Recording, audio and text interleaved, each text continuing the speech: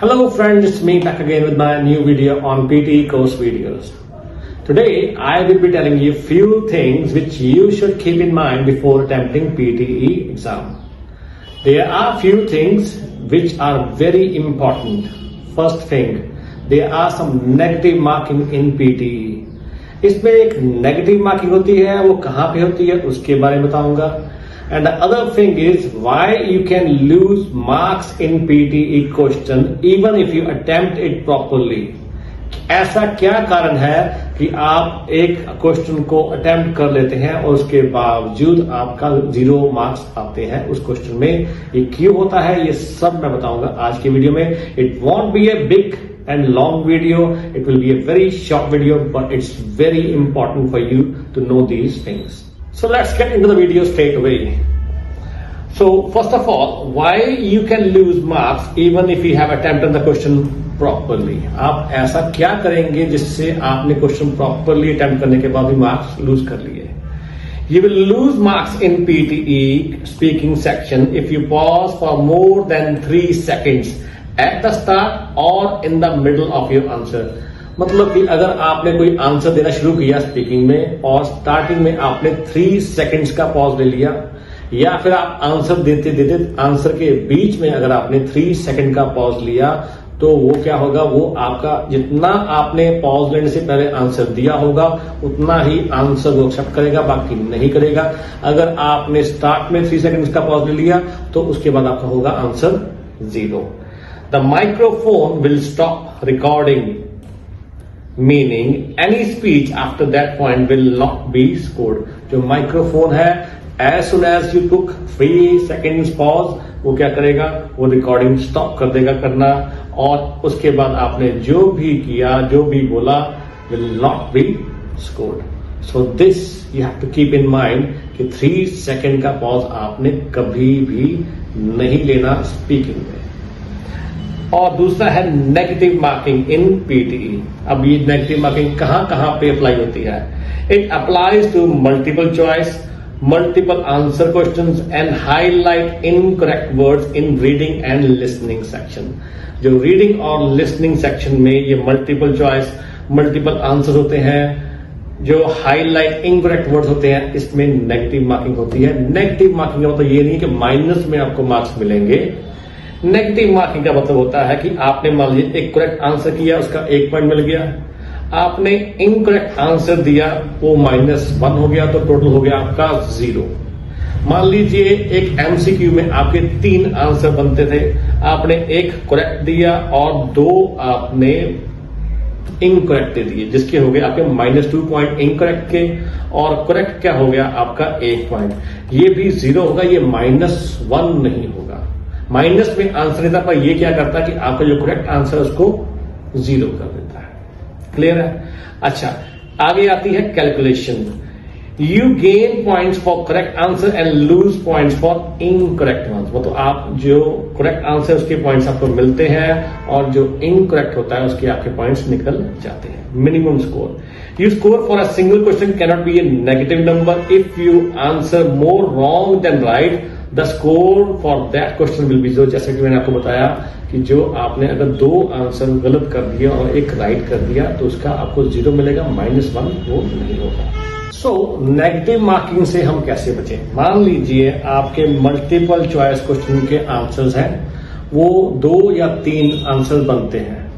आपको 1 आंसर पता है और आप 2 गैस बैक कर देते हो, तो आपका हो जाएगा 0.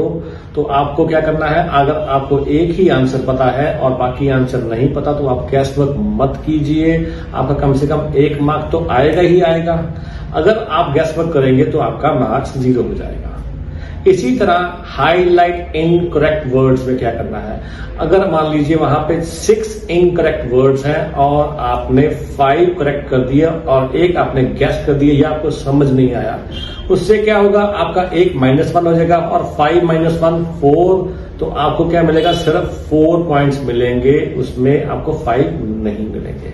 तो आपने क्या करना है, अगर आपको लग रहा है, अगर आप कुछ ऐसा वर्ड सुनते हैं जो आपको समझ नहीं आ रहा और आपको लग रहा है, कंफ्यूज हो रहे हैं कि ये इनकरेक्ट है या नहीं है, तो आप छोड़ दीजिए उसको, इनकरेक्ट हाईलाइट मत कीजिए।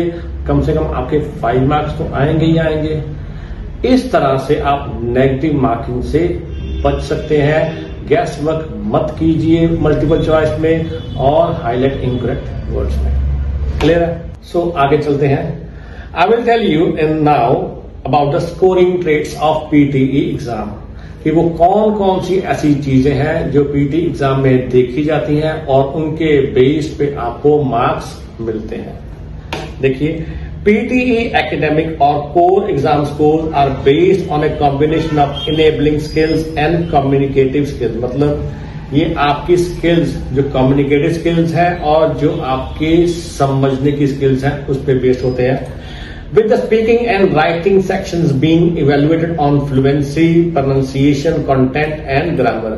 यहाँ पे 4 चीजें देखी जाती हैं। पहली फ्लुएंसी की, आप कितने फ्लुएंसी से इंग्लिश बोल रहे हैं।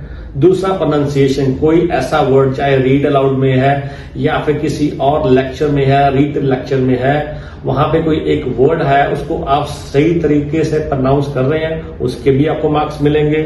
कंटेंट, जो रीड अलाउड में कंटेंट है, अगर आपने पूरा का पूरा कंटेंट पढ़ लिया विद राइट प्रोनाउंसिएशन तो आपको कंटेंट के भी मार्क्स मिलेंगे।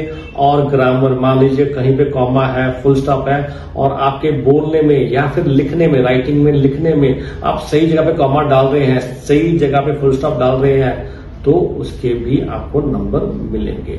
आप सही ग्रामर यूज कर रहे हैं, उसके भी आपको नंबर मिलेंगे। सो 4 तरीके से स्पीकिंग एंड राइटिंग में नंबर्स मिलते हैं। For example, if you have a question and it has 12 marks, so 12 marks will be divided into 4 parts, 3 for fluency, 3 for pronunciation, 3 for content and 3 for grammar। तो अगर content नहीं सही, बाकी 3 सही हैं, तो आपके कम से कम 9 नंबर तो आएंगे, प्लस कंटेंट में 3 नहीं आएंगे, 3 में से 1 या 2 नंबर तो आएंगे। इस तरह से अगर आपका कंटेंट सही है, प्रोनाउंसिएशन नहीं सही और आपकी ग्रामर भी सही है, आपकी फ्लुएंसी भी सही है, तो आपको क्या होगा, आपके बाकी में से 9 नंबर तो आएंगे, आपको क्या होगा, 1 के नंबर कम हो जाएंगे। अगर मान लीजिए आपकी फ्लुएंसी ठीक है, प्रोनाउंसिएशन ठीक है, कंटेंट ठीक है, लेकिन ग्रामर नहीं ठीक, तो आपके 12 में से 9 मार्क्स तो पक्का आएंगे, ग्रामर के 1 या 2 नंबर कट जाएंगे। सो इस तरह से यहाँ पे हर चीज को वैल्यूएशन दी जाती है। क्लियर? आगे, speaking score.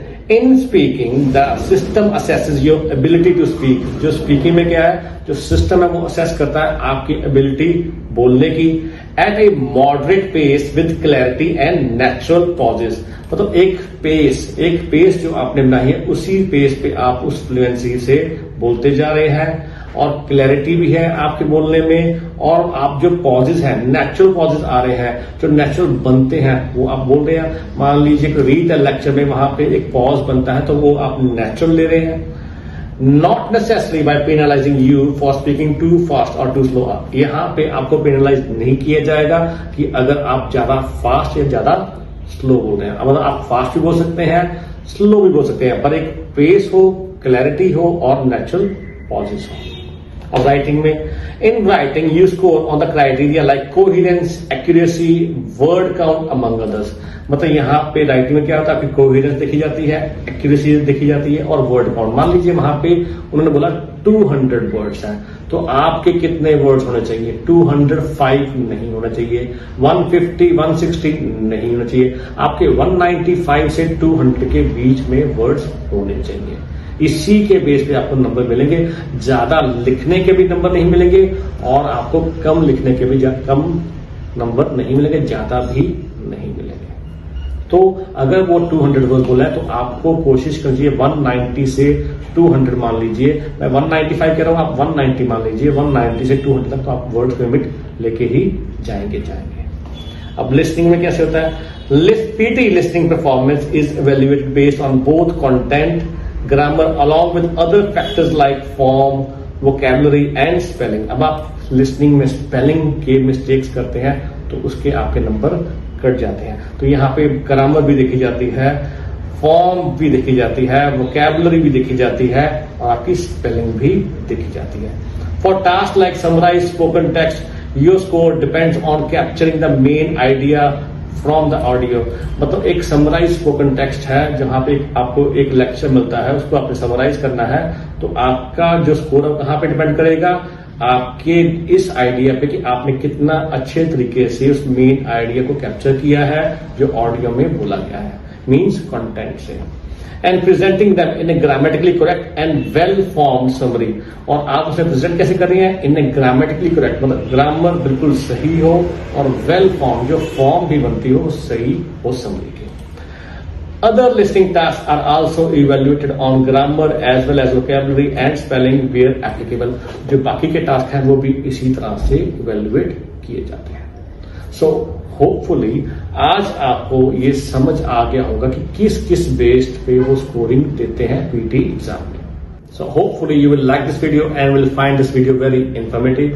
If you like this video, please subscribe my channel and keep watching videos in the future as well. See you.